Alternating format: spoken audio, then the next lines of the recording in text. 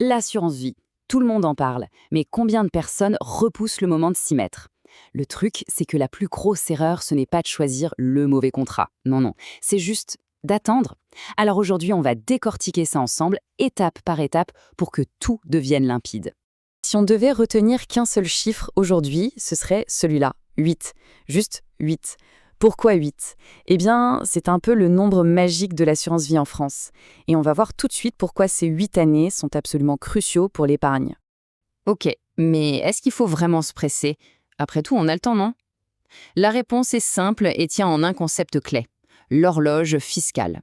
C'est ça, le secret qui change tout et qui rend le fait d'agir vite si intéressant. Allez, c'est parti pour notre plan de vol. D'abord, on va s'attaquer à cette fameuse horloge des 8 ans. Ensuite, on passera aux étapes pratiques. Comment on analyse les frais, comment on choisit son niveau de risque, comment se passe la souscription et surtout la fameuse clause bénéficiaire. On finira avec la chose à retenir. Prêt? On y va? Alors pourquoi tout ce foin autour du fait d'ouvrir son assurance vie le plus vite possible? C'est simple, c'est pour lancer un compte à rebours. Un compte à rebours de 8 ans. C'est cette durée qui est la clé pour débloquer une fiscalité beaucoup plus douce sur les retraits de gains. C'est vraiment le cœur du système. Regardez, c'est super simple à visualiser. Le jour où l'on ouvre son contrat, même avec juste quelques euros, pouf, l'horloge se met en route. Pendant les 8 années qui suivent, l'argent travaille, il grandit. Et une fois qu'on passe cette barre des 8 ans, eh bien les règles du jeu changent. La fiscalité sur les gains devient bien plus avantageuse. Le truc à comprendre, c'est que c'est la date d'ouverture du contrat qui compte, pas la date où l'on met de l'argent dessus. C'est ce qu'on appelle prendre date, et c'est ça le vrai hack.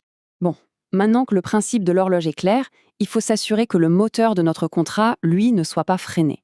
Et le plus gros frein à la performance sur le long terme, l'ennemi silencieux, c'est quoi? Ce sont les frais.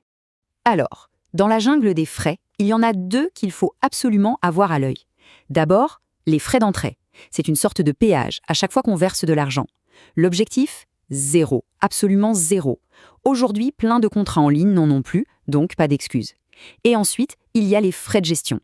Eux, ils sont plus discrets, ils sont prélevés chaque année. Mais attention, ce sont eux qui petit à petit peuvent grignoter la performance. Voilà une petite checklist super pratique pour comparer les contrats. Frais d'entrée, on a dit, on vise 0%, point. Frais de gestion, sur les unités de compte, on va y revenir, mais essayez de rester sous les 0,75%. C'est un bon repère.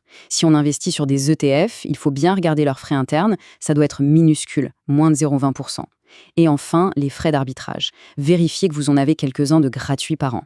Ça peut paraître des petits chiffres, mais croyez-moi, sur 20 ou 30 ans, un demi% de frais en plus, ça se chiffre en milliers d'euros. C'est énorme. Ok, on arrive au cœur de la machine. Dans une assurance vie, il y a toujours un grand choix à faire. C'est un peu comme choisir entre un sentier de randonnée bien balisé et sécurisé et un chemin de montagne plus escarpé qui monte plus haut.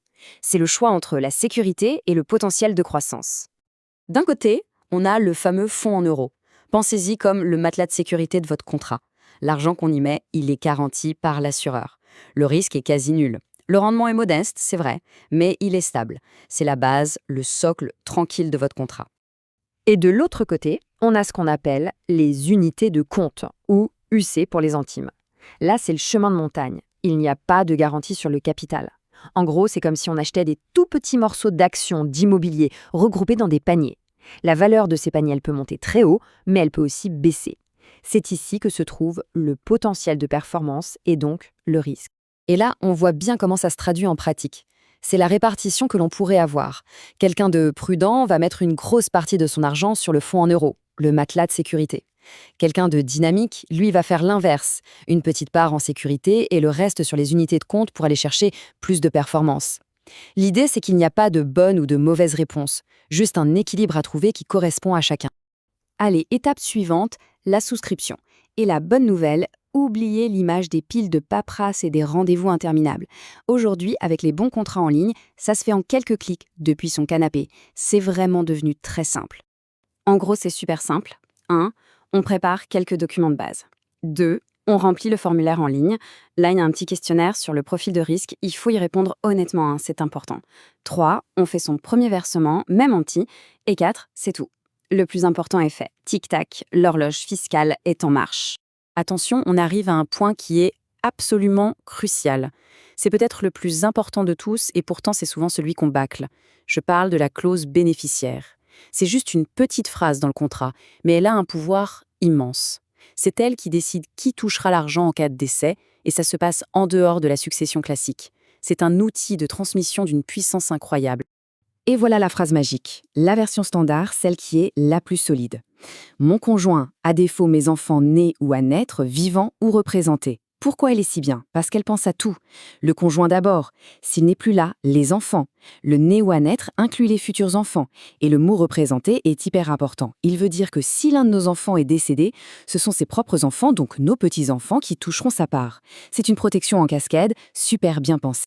Mais attention, il y a des pièges classiques qui peuvent tourner au drame.